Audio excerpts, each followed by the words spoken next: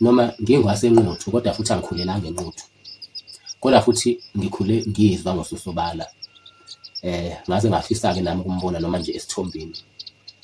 Ngixakeka nje ukuthi kwakumuntu muni lo owayenemangaliso kangaka, ngenxa yokuthi ngumuntu othulathule evakashela ilibrary, ehambe eyotsheleka iy'ncwadi efunde.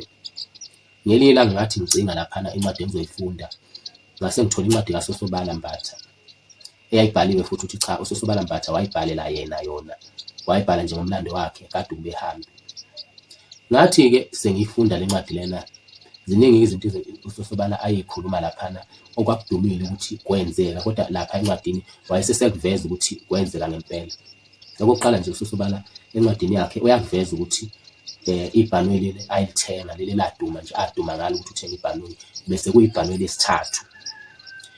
uSosobala-ke kukhona izinto okwakuvele kudume, yonke into ayeyenza uSosobala yayivele idume umhlaba wonke, ngoba kunesikhathi la khona waboshwa khona. Uma eboshwa laphana ijaji lathi malimgweba, naye waseseligweba. Uthi maligweba lapha ukuthi nawe uyaligweba ukuthi lime lapho lingabe lisasuka.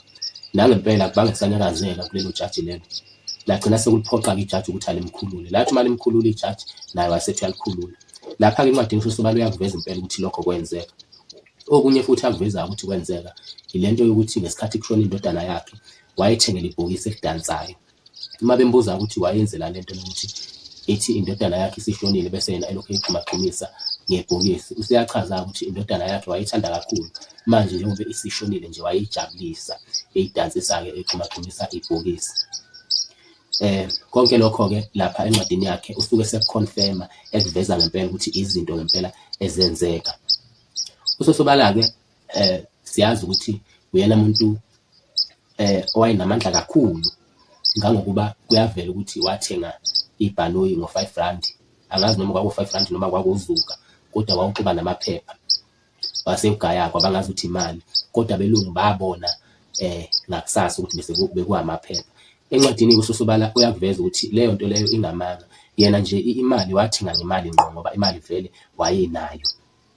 Ilokho kuphela engakufica encwadini kaSosobala ekuphika. uSosobala ubezazi ukuthi emhlabeni uzohamba nini, ngoba encwadini ukuvezile ukuthi uyohamba ngosuku oluwukuthi.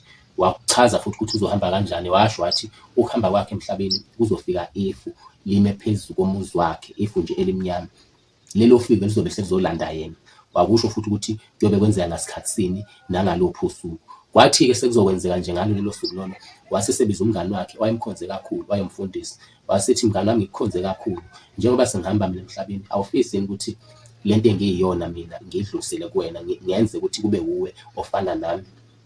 Ngebhade washo ukuthi umfundisi lo omngani wakhe wayengenaso isibindi, wanqaba. Kodwa ekuhambeni kaSosobala lo mfundisi uyakuveza ukuthi wayisola, ngoba emva kwalokho impilo yakhe akazilungi, wayelokhu ehluphekile nje. Waze wacabanga ukuthi kuthiwa uyivumele lento eshiwo uSosobala, mhlawumbe ngabe udumile namhlanje, mhlawumbe ngabe umkhulu wazi umhlaba wonke, ngabe unemali yonke. uSosobala-ke kuthiwa uma uthi uyothwala kuyena, wayefika akubuza ukuthi unaso yini isibindi.